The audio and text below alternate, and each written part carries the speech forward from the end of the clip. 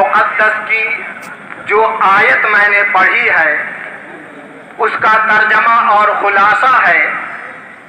اللہ تبارک و تعالی فرماتا ہے کہ اے ایمان والو، اگر تم اللہ کے دین کی مدد کرو گے تو وہ تمہاری مدد کرے گا اور تمہارے قدم کو جما دے گا۔ سبحان اللہ۔ بے شک اوپر کا نہیں آئے گا، آئے گا۔ ماشاء اللہ بنا گھما کے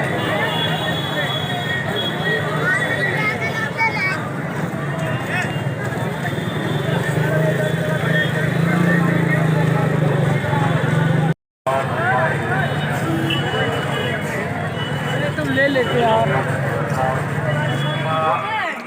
وسلام علی عباده الذین اصطفى، اما بعد فاعوذ باللہ من الشیطان الرجیم، بسم اللہ الرحمن الرحیم۔ یا ایہا الذین آمنوا ان تنصروا اللہ ینصرکم ویثبت اقدامکم، صدق اللہ العظیم وبلغنا رسولہ النبی الامین الکریم، ونحن على ذلك لمن الشاہدین والشاکرین والذاکرین والحمد للہ رب العالمین۔ حضرات، ایک مرتبہ محبت و عقیدت کے ساتھ اپنے آقا و مولا حضور صلی اللہ تعالی علیہ وسلم کی بارگاہ میں درود پاک کا نذرانہ عقیدت پیش کریں اور دل لگا کر کے پڑھیں۔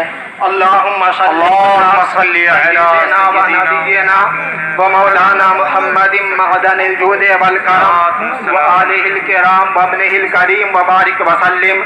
صلو علیہ صلاۃ و سلام علیک یا رسول اللہ، صلاۃ و سلام علیک یا حبیب اللہ، یا حبیب اللہ صلی اللہ تعالی۔ ابھی خطبہ مسنونہ کے بعد قرآن مقدس کی جو آیت میں نے پڑھی ہے اس کا ترجمہ اور خلاصہ ہے۔ اللہ تبارک و تعالی فرماتا ہے کہ اے ایمان والو، اگر تم اللہ کے دین کی مدد کرو گے تو وہ تمہاری مدد کرے گا اور تمہارے قدم کو جما دے گا۔ سبحان اللہ۔ بے شک یعنی تمہارے دشمن کے مقابل میں تمہارے قدم کو جما دے گا۔ سیدی سرکار اعلیٰ حضرت عظیم البرکت، جن کے عرس کے موقع پر ہم یہاں حاضر ہیں، انہوں نے اللہ تبارک و تعالی کے دین کی خدمت کی اور خوب خدمت کی۔ جتنے بھی دشمن آپ کے مقابل میں آئے سب زیر ہو گئے اور اللہ تبارک و تعالی نے آپ کے قدم کو ایسا جمایا کہ آپ کے نقش قدم پر چلنے والا قیامت تک اسی سیدھے راستے پر رہے گا، کوئی اسے بہکا نہیں سکتا۔ بے شک بے شک سبحان اللہ۔ اعلیٰ حضرت کا زمانہ وہ زمانہ تھا کہ جس وقت اسلام کے عقائد پر، اسلامی احکام پر طرح طرح کے اعتراضات کیے جا رہے تھے، ہر طرف سے حملہ کیا جا رہا تھا۔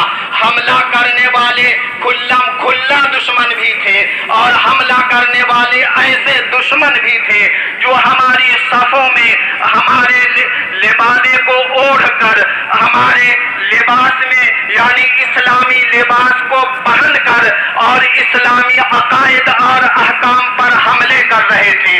اگر دشمن سامنے سے وار کرے، دشمن اگر کھلا دشمن ہو تو اس کے حملے کو روکنا اور جوابی حملہ کرنا آسان ہوتا ہے، لیکن اگر دشمن چھپ کر کے حملہ کرے، ہماری صفوں میں آ کر کے ہمارے لبادے کو اوڑھ کر کے اور حملہ کرے تو اس کے حملے کو روکنا اور قوم کو ایسے دشمن کے حملے سے بچانا بہت مشکل ہوتا ہے۔ اعلیٰ حضرت کا وہی دور تھا قرآن کی تحریف کی جا رہی تھی.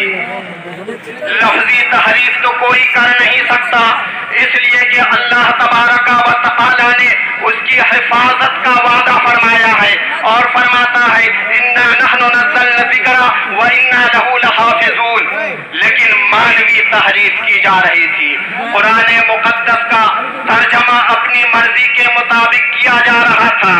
خواہش نفسانی کے مطابق ترجمہ کرنے والے ترجمہ کر رہے تھے. لوگوں کو گمراہ کرنے کی کوشش کی جا رہی تھی. اس وقت ہمارے امام نے کنز الایمان لکھ کر ایسا تحفہ دیا جس سے قوم اور امت کے ایمان کی حفاظت فرمائی. بے شک بے شک.